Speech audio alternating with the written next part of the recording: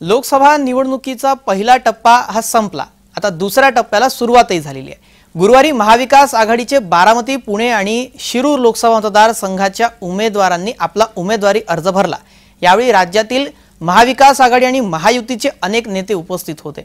महाविकास आघाडीकडून यावेळी शक्ती प्रदर्शनही करण्यात आले। यावेळी सुप्रिया सुळे यांनी प्रतिस्पर्धी उमेदवारावर शब्दबाण सोडले। बारामतीमध्ये महायुती आणि महाविकास आघाडी दोघांकडून शक्ती प्रदर्शन झालेलं पाहायला मिळालं। काय नेमकं घडलं, कशा प्रकारे शब्दबाण चालले, पाहूयात आजच्या जीएम विशेषमध्ये। दरम्यान बारामती लोकसभा मतदारसंघातून महाविकास आघाडीकडून निवडणुकीच्या रिंगणामध्ये उतरलेल्या सुप्रिया सुळे यांनी जोरदार शक्ती प्रदर्शन केलं आणि आपला उमेदवारी अर्ज भरला।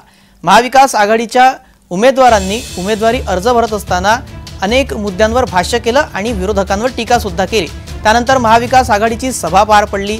या सभेमध्ये भाषण करताना सुप्रिया सुळे यांनी विरोधकांवर निशाणा साधला।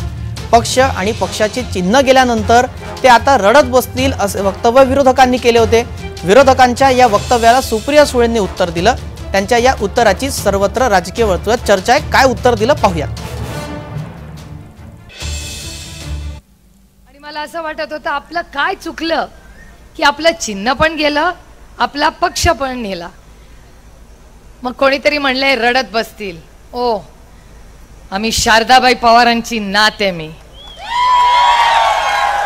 माझ्या आजीनी कुठलीही परिस्थिती आली तरी मला रडायला नाही शिकवलंय, मला लढायला शिकवलेलं आहे। नेहमीच आहे तेच म्हणजे घड्याळ, आणि आपल्याला माहितीये वेळ जरी बदललेली असली तरी चिन्ह तेच आहे। म्हणून आपल्या सगळ्यांना मी विनंती करते की जास्तीत जास्त आपण घड्याळ पुढचं बटन दाबून या 7 मे 2024 रोजी जास्तीत जास्त मतदान करावं आणि मला बहुमतांनी निवडून द्यावं असे आपल्या सर्वांना विनंती करते।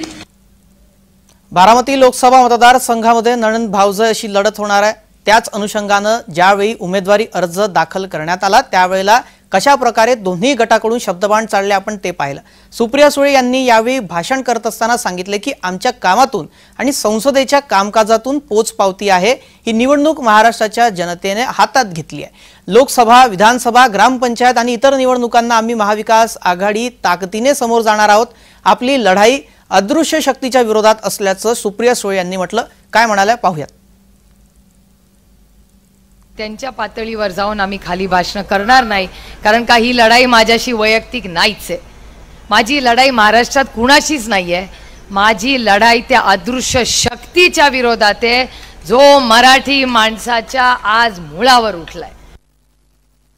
माझे काही सरपंच उभे आहेत, त्यांना काहींनी सांगितलं अरे आता आम्ही एकमेकांच्या विरोधात लढतोय, पुढे आम्ही एकत्र येणार, कशाला विरोध घेताय?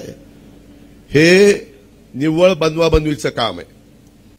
ह्याच्यावर विश्वास ठेवू नका। एकदा स्वर्गीय यशवंतराव चव्हाण साहेबांच्या विचाराची एक रस्ता आम्ही सगळ्यांनी पकडलेला आहे। विकास प्रमुख, विकास पुरुष या नात्याने नरेंद्र मोदी साहेब चांगलं काम करतायत, त्या रस्ता आम्ही पकडलेला आहे। आजच्या जीएम विशेषमध्ये इतकंच। सर्व प्रेक्षकांना जय महाराष्ट्र।